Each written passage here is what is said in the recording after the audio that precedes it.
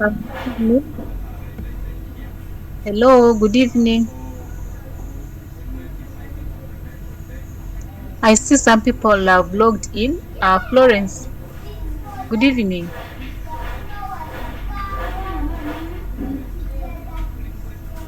Could be Nobody is responding. could be network issue. Yeah. Okay, it's fine. Let's go ahead and present what I have here. Just wait when they enter, when they log in, then maybe they can start giving their submissions. So this evening we are going to have a session in health assessment, and this is going to be our third lecture, and it's basically going to look at the head, neck, and the lymphatic system. We are going to see how we assess our patients in relation to those different areas of their bodies, the head, the neck, and the lymphatic system. So I want to start saying that we need to have different kinds of data, and that data is the one that will help us understand what is going on with our patients. So we want to start here in the subjective data, and we want to understand what a subjective data is.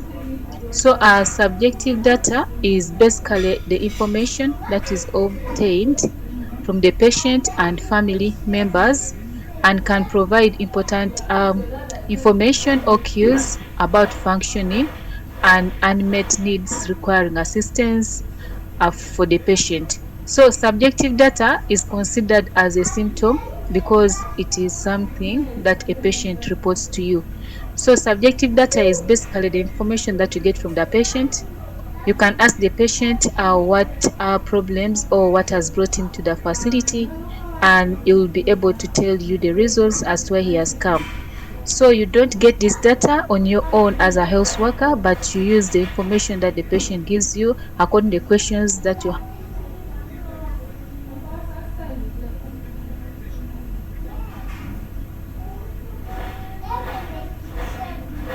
have actually asked from your patient. So one of the things is headache. Headache, you have headache. So the other thing is head injury. It can be closed head injury, and the closed head injury does not mean that maybe it is a fracture, but can be either concussion on the brain, and the patient will explain to you how he's feeling. Then dizziness you can't see, but the patient can explain to you as a symptom. And then either neck pain, if you feel some pain around his neck, he can also tell you. Then limitation of motion, he's not able to move the head, not able to move the neck, and will be able to tell you he's not able to do that. So all that you'll not get it by yourself, but the patient may inform you on what is feeling about what I've mentioned.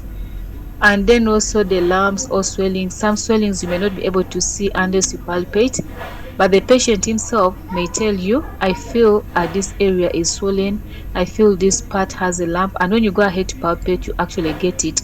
But for the case of the subjective data, the patient is one that reports to you, not you finding it for yourself. You only go ahead maybe to confirm after the patient has informed you on what is happening to him. Then objective data.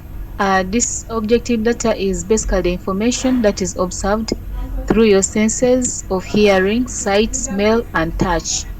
So that happens while you are assessing the patient.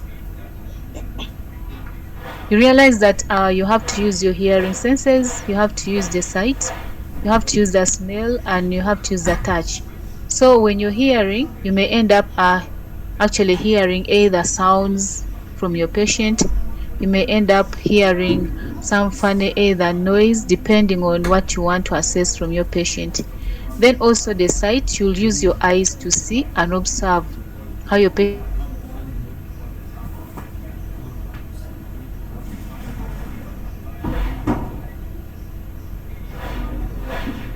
is, what is happening with your patient, the head, what you're just using your sight. And then the smell, there can be a smell that will be coming out from your patient, and you can start suspecting either infection and so forth. Whether there is a wound that has got infected and there is a funny smell, you can also feel it. Then touch. This is when you touch, when you go ahead to palpate, then you can be able to assess your patient. And when you're doing all this, you're actually trying to collect some data that will help you in the management of your patient. So it can be obtained during a physical examination. For example, objective data are, those are the examples of objective data that I'm going to give you. The vital signs. Vital signs are part of objective data. So when you take the BPs of your patient, you take the pulse, you take the temperature, you take the respirations, you take the oxygen saturations, the SpO2, and you're able to know that this is the normal range and this is the abnormal range. So when you're collecting this data, you're going to use it as an objective data that you've collected by yourself as a health worker, and you'll be able to interpret, meaning that you should be knowing the abnormal ranges and then the normal ranges. Then on physical examination findings, you're going to examine your patient, and as you examine this patient, you're going to aim at identifying any kind of abnormalities that could be on these different sites, on the head, the neck, and the lymphatic system. So physical examination will look at you palpating, where maybe the patient may tell you that I'm feeling pain here, or I feel some swelling. So you go ahead to palpate, and that is under physical examination, and you come up with your physical examination findings. And laboratory results are also part of the objective data. So you are going to do either laboratory investigations or any other investigations that you're going to carry out to assess how your patient is doing. So you can do either a scan, a CT scan, or on the head, you can do it on the neck, and also you can do it in any part of the body of your patient to identify any kind of either abnormalities, derangements from any kind of normal findings or normal kind of look of the way the patient is supposed to be. How is the head supposed to be? The brain, is there anything that has happened? And when you do these CT scans, it can help you to identify that and manage according to your results. So what you're doing as a health worker is what we say it's an objective data, because you're finding it for yourself. But the subjective data is what the patient tells you. For you, you're not seeing, but the patient is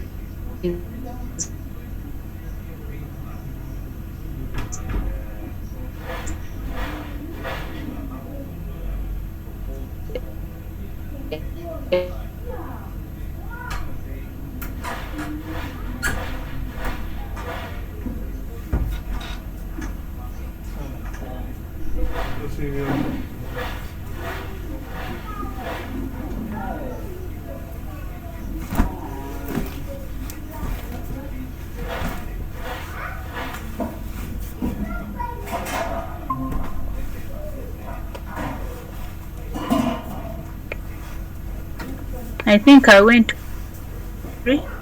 went off my network. Someone was making a call on my phone. Sorry about that. So I was actually trying to explain to you about the objective data and try to differentiate the objective data from the subjective data. And now I want us to look at the different parts that we are going to assess. And I talked about the head, the neck, and the lymphatic system as the areas that we are going to assess from our patient. So on the side of the lymphatics, I want to say that the head and the neck have a rich supply of the lymph nodes. So you realize the neck and the head have a lot of the lymphatic system.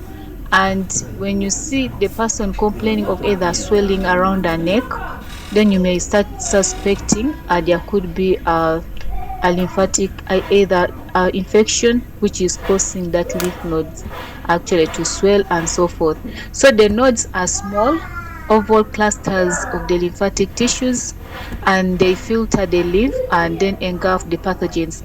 So the lymphatic system is also one of the defense kind of systems in our bodies. They help us to fight infections in our bodies. So when it gets across, or when a microorganism comes across the lymphatic system, it tries to fight those microorganisms, and you realize there can be a swelling as a response of the lymphatic system towards the microorganism or the pathogen. So thereby they help in preventing potentially harmful substances from entering the circulation. So they cannot allow pathogens to pass without them trying to defend. So the lymphatic system is part of the defense systems that the body uses as a mechanism to fight pathogens or microorganisms before they enter into our circulatory systems. The neck contains many structures lying in close proximity. So there are a number of structures in our neck, and when you tamper with the neck, you may injure so many of them.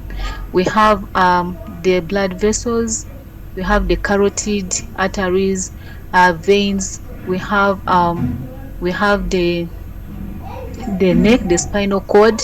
So when you end up with either an injury around your neck and um, you injure the bones, you realize that vertebral cord runs up to the head, and when there is injury, it will always affect the spinal cord.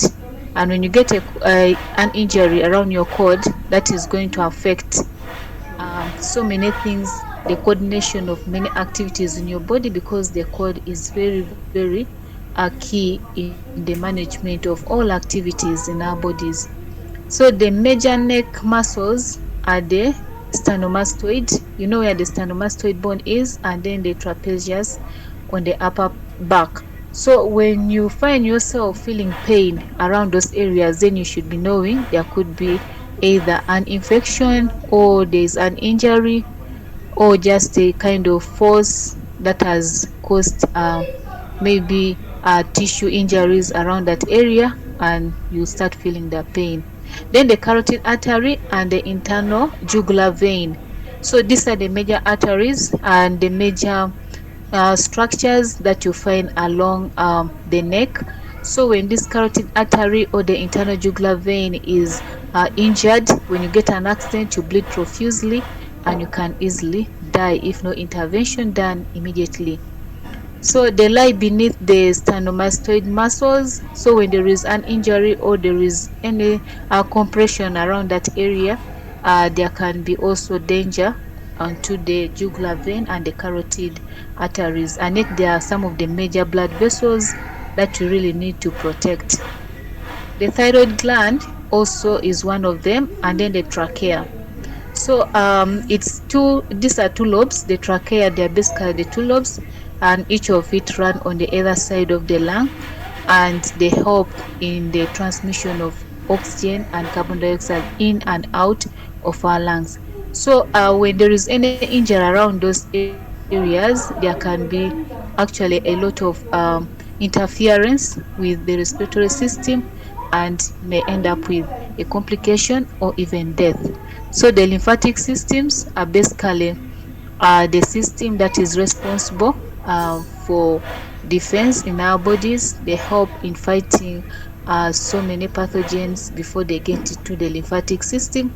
But you realize also the neck itself has a number of structures that if they are tampered with, we can end up with death, or the patient will end up with a complication, because there's a spinal cord around the neck, and then the vertebral column. And when they are injured, if the column is injured, then you'll end up with a spinal injury. And when the spine is injured, then you may end up with a severe complication, which may even lead to death. Then if the cord is not injured, then other blood vessels, the major ones, can be injured, as the carotid artery and the internal jugular vein, which may also cause us a lot of trouble with our patients. Though sometimes we use the jugular vein for transfusion in case we fail to cannulate on other sides. We always run to the jugular vein for the rescue of our patients to resuscitate them. So the lymph nodes of the head and the neck. Many times when we look at the anatomy of the head and the neck, We also got the lymphatic system, and in the lymphatic system we want to identify the different sites and the different types of the lymph nodes that are within the lymphatic system around the neck and the head. So we have the supraclavicular node, and that one is also, hello Tito. So Yes, you're welcome. Tito, you're welcome. thank you. And the Akot is in, but I'm not hearing her say anything. I don't know whether she has logged in and she's with us, or she has logged in but she's doing something else. So Tito, you came in and you found when we're in this slide, but the topic of today is basically looking at the assessment, health assessment on the neck, the head, and the lymphatic system. So we say that the way we assess these different systems, or the general assessment, is looking at the subjective and the objective data. And when you're collecting the subjective data, this is the data that the patient gives you by himself. So the patient may tell you how he's feeling, he expresses how he's feeling, either the pain, he expresses how he's feeling, either dizziness, and so forth. So when the patient tells you, I'm feeling headache, I'm feeling dizziness, that is subjective data that you have collected from the patient himself reporting to you. Then the objective data is the data that you yourself as a health worker is able to identify and collect from your patient. And this one can be also in relation to physical examinations that we do to our patients, and we are able to identify some other abnormalities from our patients. And also the vital observations are part of the objective data that we always pick from our patients after taking the vital observations, and the normal ranges and the abnormal ranges. So it's always very important for us to know the normal ranges of different vital signs, so that when we take vital signs from our patients, we are able to know the difference between the normal and the abnormal, so that we can be able to intervene. And then we went ahead to talk about the lymphatic system, and we said it's one of the defense systems in our bodies, because it tries to fight against the pathogens before they enter into the circulatory system. And the neck and the head have different and very many structures that, if injured, our patients can easily die. And we mentioned about the spinal cord, we talked about the trachea, we talked about the main blood vessels, the jugular, the carotid. So those are some of the hints that I can mention in the previous slides, what we have covered before you joined in. So you got us in this slide, and we're talking about the lymph nodes of the head and the neck. So when you go into the anatomy of the head and the neck, you realize that you have the different lymph nodes, and they are located in different areas within the head and the neck. So these are some of them. We talk about the submandibular, we talk about the submental, and all that. So when you look at the anatomy, you're able to identify where these different lymph nodes are located on your neck and your head. And also want to talk about the landmarks and the structures in the neck. We have the landmarks that can show us where the head ends, and where the neck ends. So when you look at those structures, they can be able to be like to act as landmarks. So you look at the clavicle, where the clavicle ends, that is where the root of the neck is. And then the sternomastoid muscles, you also know where it is, and that is also one of the landmarks of our neck. Then we talk about the cricoid cartilage. The cricoid cartilage is just around the neck, and it's also one of the landmarks. So it's like we are looking at the structures that surround the neck, above, below, and the sides. So that is what we look at as the landmarks of the neck, being the different structures also within the neck. So when you look at this, you realize basically these are the landmarks within the structure of our neck, and you'll be able to identify them when you look at the different let me say, if you look at the different diagrams of the neck, you'll see how they are labeled, and you'll be able to identify. that this part is here and this part is here. And I don't know if you people have gone through the anatomy of the neck.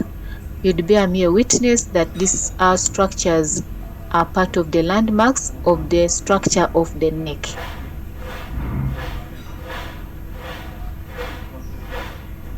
I want us to say that there are also normal range of findings, and when we know the normal range, you shall be able to identify also the abnormal findings. So the head, you have to inspect and also palpate.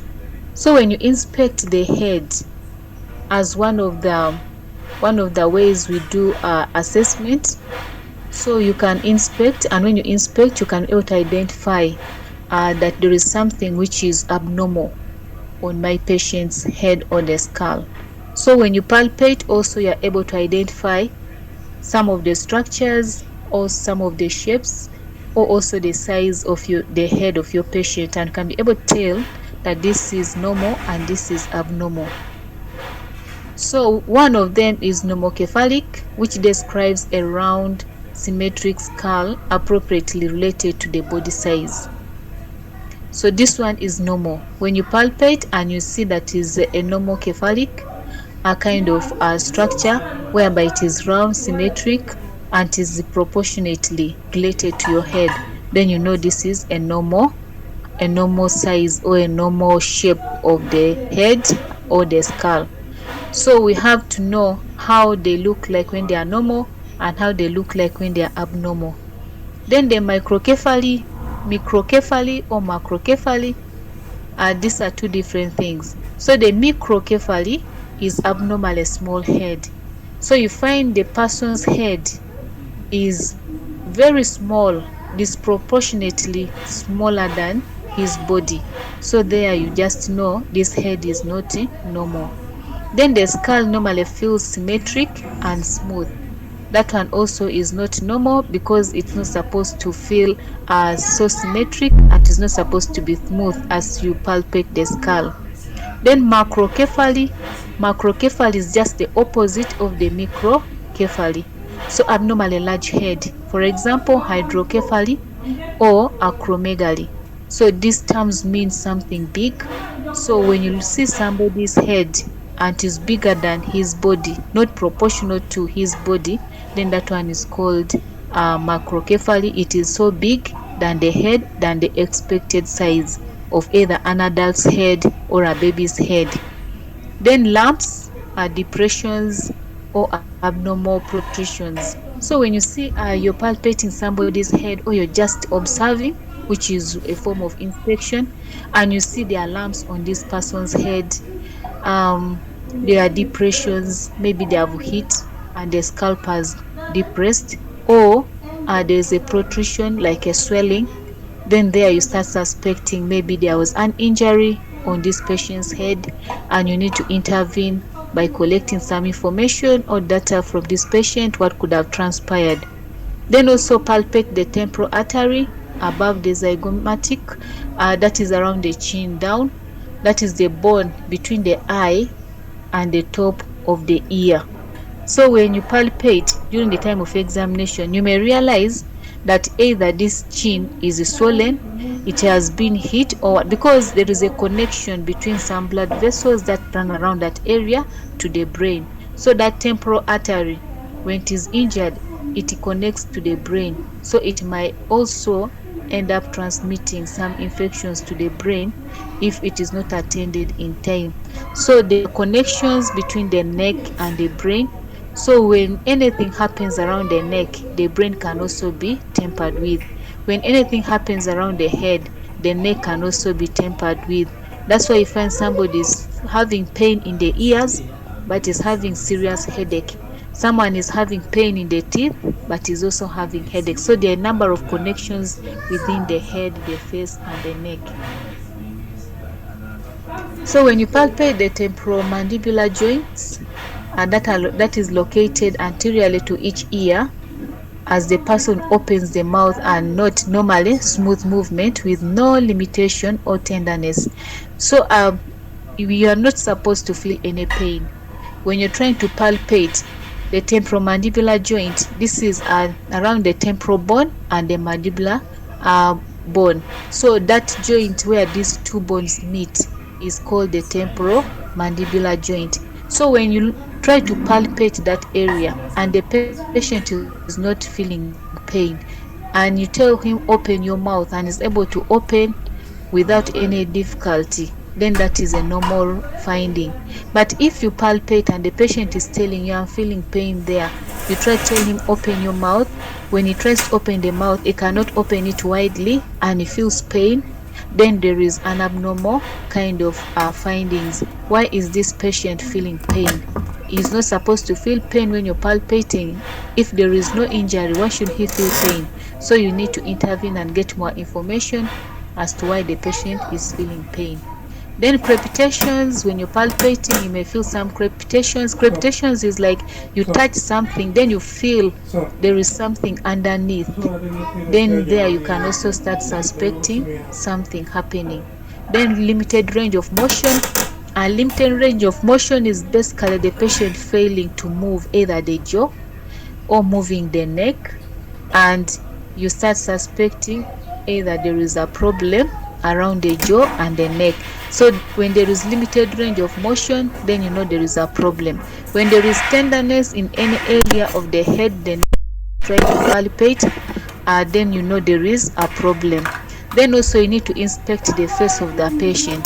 When your patient comes and he sits before you, just look at the face of the patient.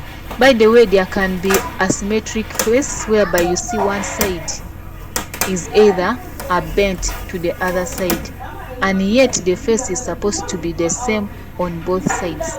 Then they can start suspecting your patient could be having either hypertension that has caused a stroke, and then you're able to intervene. So you should be knowing the normal and also know the abnormal so that you can be able to differentiate and intervene in time. Then note the facial expression and its appropriateness to behavior or reported mood. So your patient can come to you and you have to look at his face, because the face is part of the head. You're assessing the head, you're assessing the neck. So all this, the neck and above on the head, that is all what you're supposed to assess. That is in relation to the head and the neck. So you have to look at how your patient is expressing his face. Is he expressing with pain? Is he expressing with difficulty to turn his head, that is feeling pain on the neck? So that you can ask and get the information and intervene. So when you're able to look at this and you're able to differentiate your findings, then you can be able also to manage this patient. Then also hostility or aggression. Tense, rigid muscles may also indicate anxiety or pain. Then also a flat affect may indicate depression. When your patient comes and is looking at you, but you see that the patient is so anxious, the patient is restless, the patient is aggressive, the patient, you're trying to tell him something, is not wanting to hear you, then you should suspect something wrong with your patient. Either the patient has an injury or the patient is feeling pain, but you're disturbing the patient to turn his neck. Just the facial expression alone can show you and can tell what is happening with the neck of your patient or the head of your patient. And also if the patient is having that flat affect, a flat affect is like you're trying to bring something that you think can impress the patient, but the patient is not getting impressed at all. He's just looking at you. There you start suspecting either there are mood swings, whereby maybe there is a depression, and you go ahead and dig out. Depression is a slow killer. Most of our clients have died because of depression, because they're not able to assess. But just observing your patient, the facial expression of your patient can help you identify the internal problems, the issues, mental and psychologically, of your patient. The other one is to note symmetry of the eyeballs, then also the pupils, and then the nasolabial folds and sides of the mouth. And I earlier on mentioned that when you look at the face of your patient and you see that is no symmetry, it is asymmetric, meaning maybe it is bent or one side is bigger than the other, then you should intervene because it is not normal to have such kind. And then marked asymmetry shows with central brain lesions, for example, stroke. I already gave that example. When the patient is having stroke, you realize that they have that asymmetric kind of face. It is bent to one side, the eye is bent to one side, the mouth, the lips are bent to one side. Then you start suspecting either lesion in the brain or stroke, because the brain controls all the activities and it controls all the nature and the structures in our bodies. So when there is anything or any deviation happening either in the brain, then some of the areas in our bodies can also be affected. And then we can have cerebral palsy for the children when the brain is affected. So many things can happen in our heads, in the neck, that can affect the entire body. Then edema in the face is noted first around the eyes, and then when you look at the patient has come but the eyes look like they are swollen, then you suspect edema. And then the cheeks, where the subcutaneous tissue is relatively loose. So you can identify edema from your patient. The patient comes and the face is puffy, then you can start suspecting, is it anemia? Because anemia also causes puffiness. So you go ahead and do examinations assessing either anemia and other conditions, either also trauma that maybe your patient might have encountered. Then note grinding of the jaws, tics, or the fistulations or excessive blinking. When you're looking at this patient, you may realize that he's not able to chew. He's not able to move his jaw when he's speaking to you. And at the same time, even the eyes is keeping on blinking. Then maybe there's an injury on the nerves around the neck or around the jaw or around the eyes. That is making him or her all the time to blink.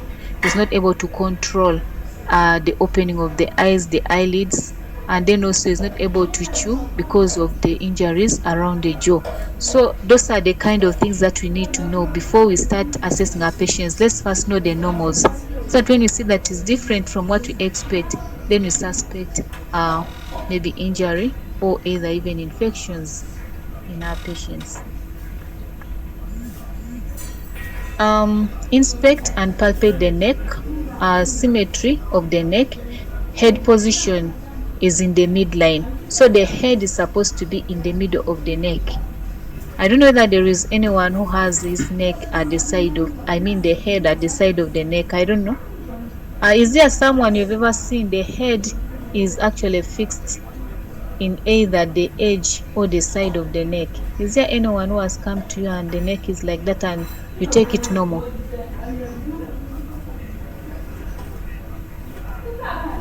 Yes.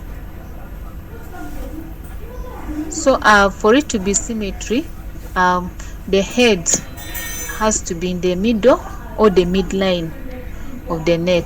So the accessory neck muscles are symmetric. They are not supposed to be asymmetric. When asymmetric is abnormal, then symmetric is when they are normal. So the neck is supposed to be at the midline. The head is supposed to be at the midline of your neck. So head tilt. The head tilt occurs with muscle spasm. Head and neck rigidity occurs with arthritis. So when there is rigidity of the neck and the head, then you suspect some of these conditions. And the way the patient presents to you is the one that will lead you to what you need to find out from the patient. So range of motion, ask the person to touch the chin to the chest. You just tell the patient, can you put your chin on your chest? Then he tries to bend his neck and you see whether the the chin is touching the chest. So when he bends the head, you observe how his chin is moving. If the chin is not moving very smoothly towards the chest, there is rigidity, then you realize there is a problem around the neck. Then turn the head to the right and left side. You also tell the patient to turn his head to the left and to the right and see how he's moving his head. When there is failure of doing that, then you realize also there is a problem with your patient's neck. Then try to touch each ear to the shoulder, just standing and make that this ear touches your shoulder and also the other side, and extend the head backward. Tell the patient can you lean your head backward and see whether he's able? So it is just a matter of telling the patient to turn the head, turn the neck, and when he's doing that, you're observing. Move it on the side, he moves, move it in front, let your chin touch your chest, you see whether he's able to do. Put your head at the occiput to touch your back if he's able to do. And then there you're able to tell that this patient is either having a normal neck or the patient has gotten a problem with his neck. Then note any limitation of movement. If the patient is not able to move the neck, then find out which side is he not able to move his neck. And there you'll be able to tell where there is a problem. Then also the pain, ask the patient, where is the pain? When you're moving the head or your neck, where do you feel the pain? And the patient will tell you, when I try to move my head on the left, I feel a lot of pain that I cannot bend my head on that side. When I try to turn to see on the side, I'm not able to do that. Then there you can start suspecting either injury on the neck, and you can go to do some investigations. It may not be laboratory investigations, but you need to do the ultrasound scan, and that one they can do it, a CT scan I mean, and they can also do an X-ray of the neck, which may help us also to identify any kind of either dislocation on those bones around the neck, and there we can be able to intervene using the orthopedic knowledge. For those people, they can be able to help our patients to align those discs around the neck. So you have to note also some of the ratchet kind of movement or limitation of movement, as with cervical arthritis or inflammation of the neck muscles. So even wherever the bone is, a patient is likely to get arthritis. So even those cervical bones, a patient can easily get arthritis if there is any inflammation around those neck muscles. So when the patient is not able to move his neck, then you start suspecting and having a clue of some of these kind of conditions. Then the lymph nodes, using a gentle circular motion of your finger pads. Don't use your fingertips. I remember when we talked about palpation, we said when you're palpating, you should not use your fingertips, but you should use your finger pads.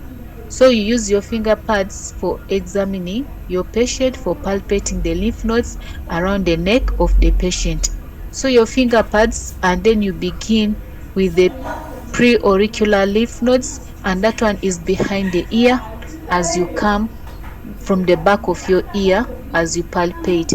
So the periauricular kind of lymph nodes are in front of the ear, and then you palpate the 10 groups of the lymph nodes in the routine order. So you have to start palpating from the periauricular lymph nodes. Then as you move, you go to below your neck, the chin, until you're able to identify where there is any kind of problem, or the lymph nodes are normal. You will not palpate them, but when they are abnormal or when they are inflamed, you'll always feel tenderness when you reach on those different lymph nodes, and there you'll be able to assess and find out why.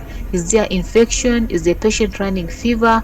Is the patient having chronic conditions? For example, HIV patients, some of them have chronically enlarged lymph nodes. So you can't say that this one I can give drugs anti-heals. Some of them have that and they live with it for life. Then use gentle pressure, because strong pressure could push the nodes into the neck muscles. So you do it gently. Do not press, because you're going to compress these nodes. Then lymphadenopathy. Lymphadenopathy is basically the enlargement of the lymph nodes. That is a term that tells us that the lymph node is enlarged. So when you palpate and there is enlargement of the lymph nodes more than 1 centimeter, it means there is lymphadenopathy. That is the inflammation of the lymph node, and it's caused by infections, allergies, or even cancers. The neoplasm. Neoplasm is basically some kind or type of cancer.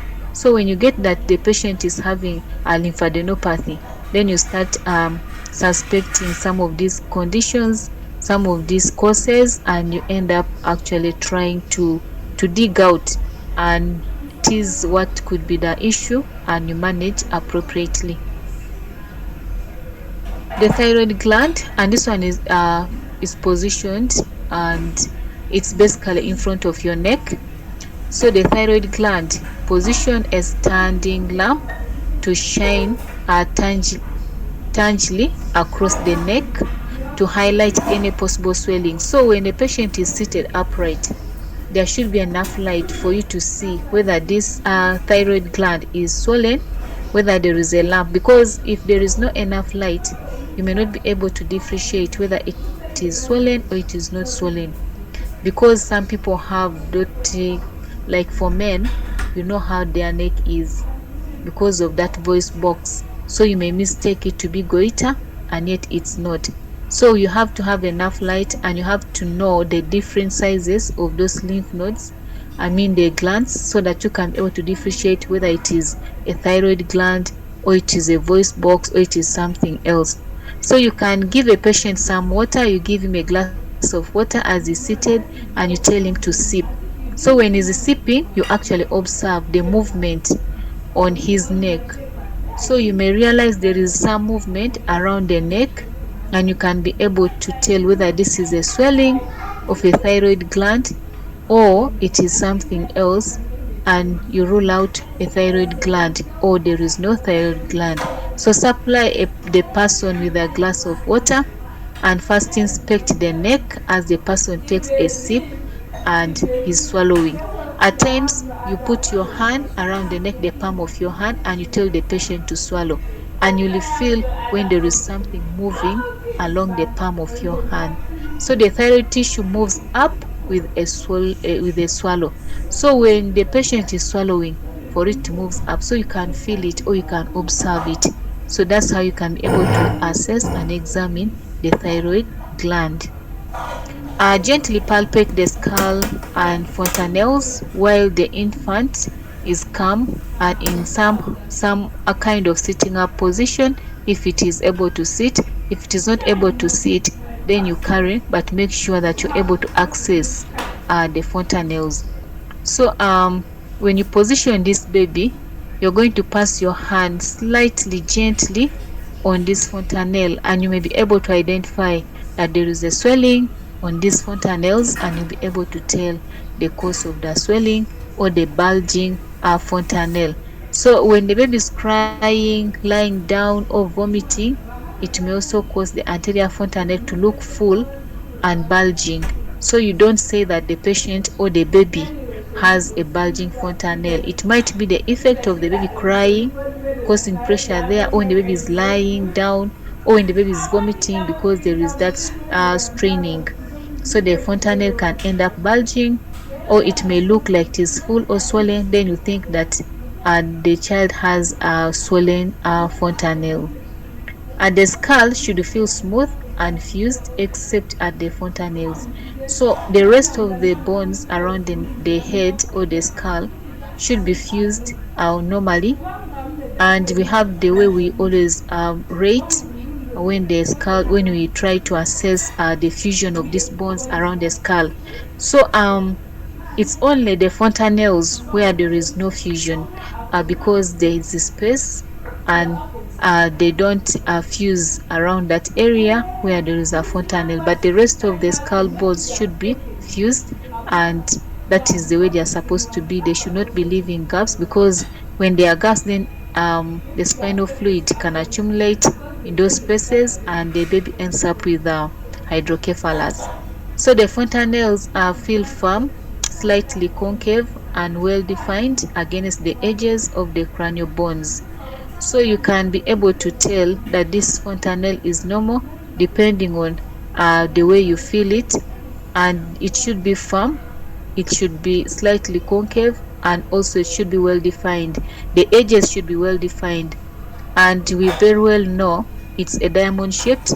The anterior fontanelle is diamond shaped. So when you're trying to palpate, you should be also be able to know the shapes of these fontanelles, so that you can be able to tell whether it is normal or it is abnormal.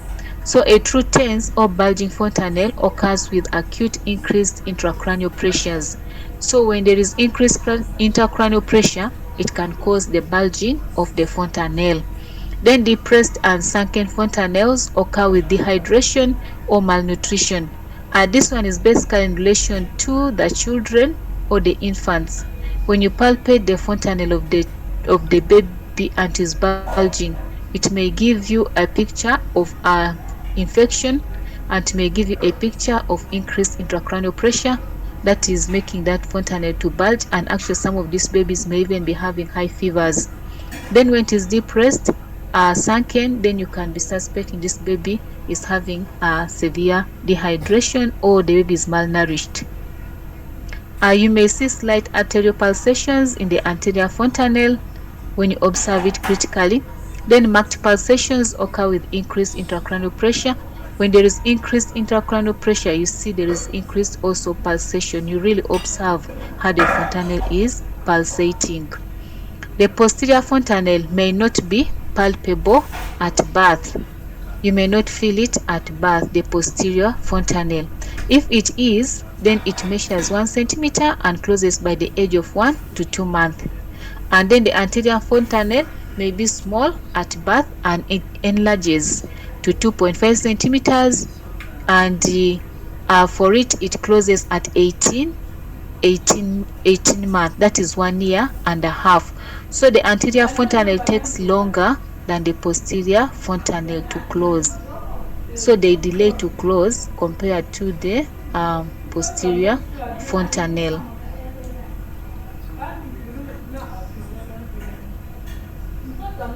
Let's talk about the neck. So during infancy or during the time of when the baby is an infant, the cervical lymph nodes normally are not palpable. You don't feel them, but a child's lymph nodes are. So the case of the infant or the newborn, you don't feel their lymph nodes, but for the child who has grown, because these ones are prone to infections when they have grown, and so many things can manifest around the childhood stage, so you can easily feel these lymph nodes. So they feel more prominent than adults until puberty, and then when the lymphoid tissues begin to atrophy, that is now when you don't feel them at puberty. But in most cases, these are lymph nodes. It may even be palpable when even there is no infection, depending on the age of an individual.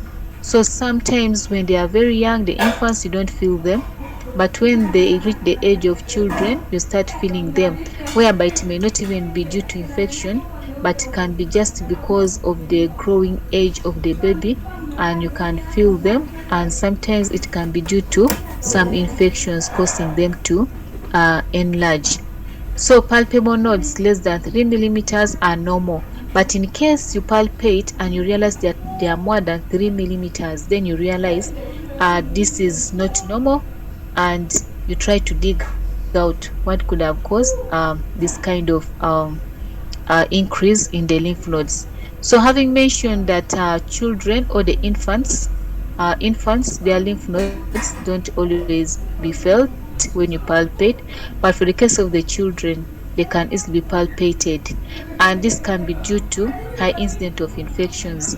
So the children are always prone to very many infections, and this can cause the enlargement of the lymph nodes around either the neck of the baby. Maybe they have allergies, they might be having bacterial infections, and the pathogens end up inflaming these lymph nodes, and our baby's nodes get swollen. When you palpate, you feel the tenderness. So you expect a greater incidence of inflammatory adenopathy, and this is due to infections. And there should be no other mass in the neck. The neck does not need to have any mass.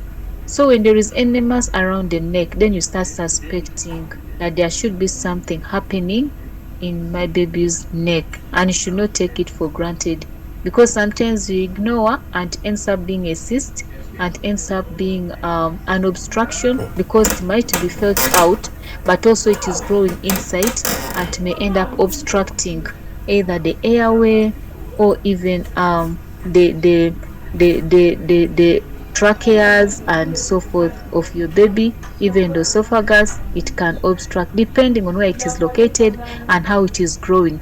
Others may be growing slowly out, but they are growing so much faster inside. So we should not take some things for granted. There is need to try to investigate so that we find ways of helping these babies or these children.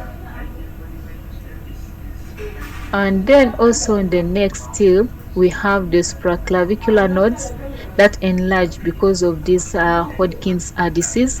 And most of the people who get this Hodgkin's disease can end up with cancer. And that's why I mentioned earlier that we need to investigate everything that happens, whether the swelling is normal or it is not normal. But you cannot tell whether the swelling is normal or abnormal when you have not investigated. So measures have to be taken to find out what kind of swelling the patient is having. Is it a cancerous kind of swelling or it is a normal swelling? And how do you manage it? Do you need to remove it if it is a cyst, or when you tamper with it, it can easily accelerate and turn to become a cancer? So if some teeth have been lost, the lower face looks unusually small with the mouth sunken in. So also when you look our teeth, it causes a kind of deformity around the shape and the way we look in our faces. So that's why most times it's not good to remove your teeth anyhowly, because it can deform your face, and when people look at you, they start relating you to some conditions, and yet it's just because you extracted your teeth. I want to say the neck may also show an increased cervical concave curve when the head and the jaw are extended forward to compensate for kyphosis of the spine. That is when somebody has this kyphosis, which is also another abnormality. When somebody is walking and he has put the chest is actually pushed forward and the back has entered in, then you find that somebody's neck is also, and the head is actually pushed backward. The head is pushed backward and it causes that kind of shape on the person's back.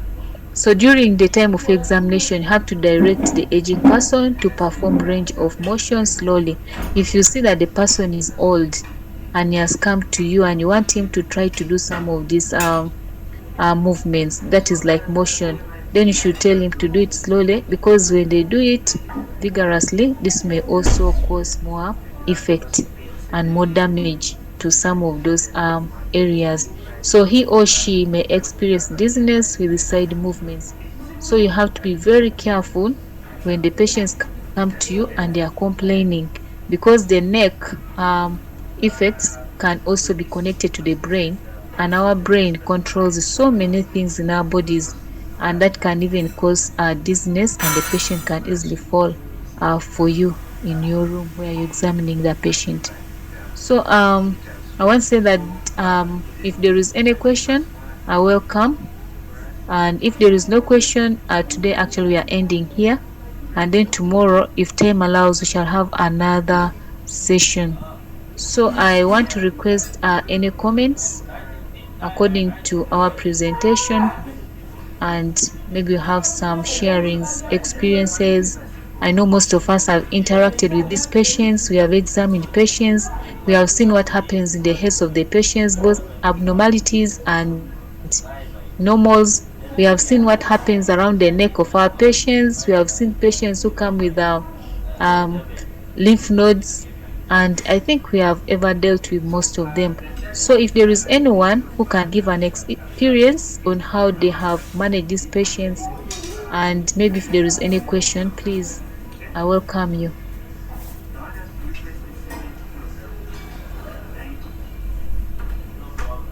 So Tito, is there any question? I see like you're two. Is there any question, or there is anything that you want to share with us?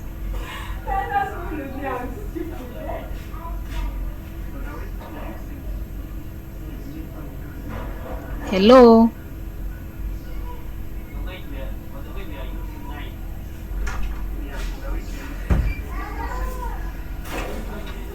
It looks like I was alone in this session because I'm seeing Tito has logged Madam, in. madam, madam, you are not Yes. alone.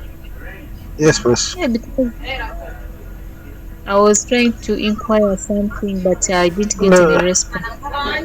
no, I was trying to unmute my mic, but it was a bit confusing. That's why I delayed. But Okay, so the mm, your presentation is so I'm getting enough. Satisfied with it.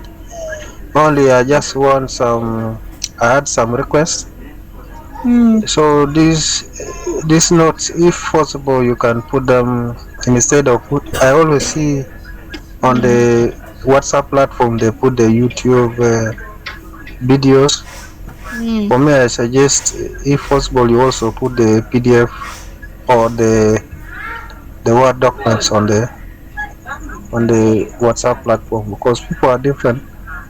Others prefer to download the notes and go through it, and I think this could be the easiest way for some of us. That's Okay. just a request for me. Yeah. Okay. But otherwise, thank you so much for your presentation. I've really learned a lot from it. Thank you. Thank you so much. So now, your request is taken, but I am not in the WhatsApp platform, and I don't know whether we can create it and see how to share them. But I'll first consult our IT person and see how they're able to deliver the notes to you. So your request is taken, and I'll see how we shall work around it so that people Yes, can get the before we notes. go up by that, those learning resources are always uploaded on the learning platform. That specific module. You just need to know the module and then you'll be accessing them under the resources. For anything Okay. for on how to access it, you can always reach out to my WhatsApp. I'll be providing you with the support. So Tito, you can inbox me and then All we'll right. see how we can get that. So Okay. Okay. It's okay. All Thank right. you. this health assessment. So this is health assessment. You can go and then you get them with the IT person. So thank you very much. Thank you for being there. And I want to say good night. I think I'm now logging off.